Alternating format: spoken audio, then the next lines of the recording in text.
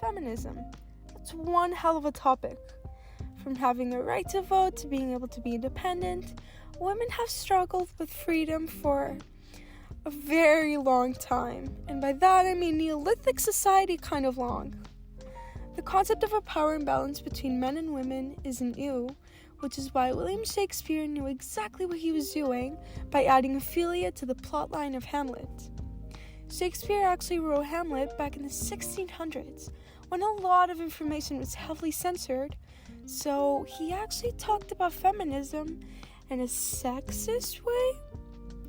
I know, it sounds really ironic, but you'll see what I mean later. Ophelia happened to be Hamlet's partner, and she was used by Shakespeare to portray an idea of the lack of feminism in this play and in society overall. She was a very naive character, created to purposely convey the notion that women are seen as less powerful than the opposite sex. And trust me, if you've read anything about Hamlet, you know that this woman was heavily objectified by her male companions throughout the play. Even though this girl was being used by literally everyone around her, she was still a main character. And guess what? She was definitely expected to make super important decisions in Hamlet, but she was never really given the power to do so throughout her life, so you're not gonna guess what happened. Yup, she went crazy, and you can clearly see her final moments were very loud protests against sexism, but you'll see that later as well. I know this is a really weird way of talking about feminism, but Ophelia does help us learn the relevance of understanding feminism in today's society. Ophelia was a really innocent character in Hamlet. Like, insanely innocent to the point where no one took her seriously. Ronk actually wrote an incredible essay about her, stating that Ophelia seems to move towards the abstract or emblematic throughout as she is represented as dutiful daughter, beloved beauty, mad woman, drowned innocent. Early in the play she is represented as the projection of others, her father and brother and Hamlet, who set aside her statements about herself and revise her into obedience. Sure, a little bit of naivety doesn't hurt anyone, but what we can see in Hamlet is that Ophelia was painfully unaware of how poorly the other characters treated her, mainly due to her innocent nature. Her dad, Lord Polonius, was in charge of her most of the time. I would not, in plain terms, from this time forth, have you so slander any moment leisure as to give words or talk with the Lord Hamlet. Look to it, I charge you, come your ways! I shall obey, my lord. I'm not the only one who sees how weird this is, right? Polonius was her dad, sure, but Ophelia was also a person of her own. She never really recognized this though, and this is actually what allowed male characters around her to sort of degrade her, and this actually turned her into a character that was really irrelevant in terms of making big decisions. And if this idea makes no sense to you, just think of it with the more recent thing. Women in the workforce, female Hollywood actresses, and young girls all over the world are constantly degraded and stripped of their best achievements. Feminism is a constant work in progress, of course, and things have changed since Shakespeare's era, but it's still a reality that women are treated unfairly and not allowed to make big decisions in society. But let me tell you, it gets worse. Trust me, I wish it wasn't true, but this girl was objectified so many times throughout the play. And yeah, Shakespeare, bonus points for coming up with a sexist play that shows the relevance of understanding feminism. But honestly, you didn't have to come up with such a naive character. I mean, do you know how painful it is for me to imagine a real-life Ophelia? Let me tell you, it's really painful. I'm definitely not the only one who can see this though. So many others agree with the universal idea of Ophelia being the most sexualized character in Hamlet, and coincidentally, one of the most important feminist characters.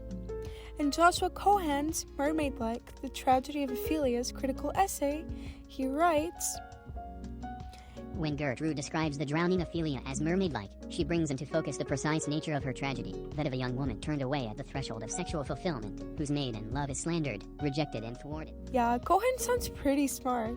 He basically means that Ophelia was sexualized and used by other characters for the sake of their own pleasure until she was faced with her downfall. We already went over Polonius's very weird words before, but let's talk about the star of the show, the man himself, the main character, Ophelia's worst nightmare, Hamlet. And let's look at this man's audacity, because he has lots of it. I have heard of your paintings too, well enough.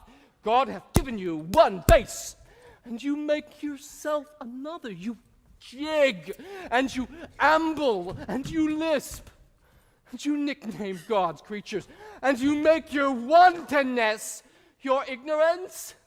Go to! I'll no more on't. It hath made me mad.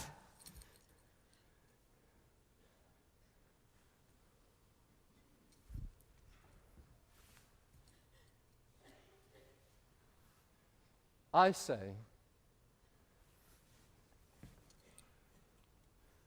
we will have no more marriages. Those that are married already, all but one shall live.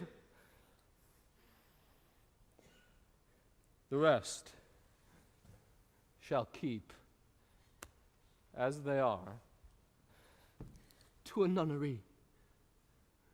Go.